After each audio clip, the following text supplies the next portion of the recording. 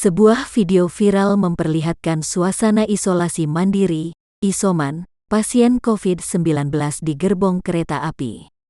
Video itu pertama kali dibagikan oleh akun TikTok @darmo.septiando.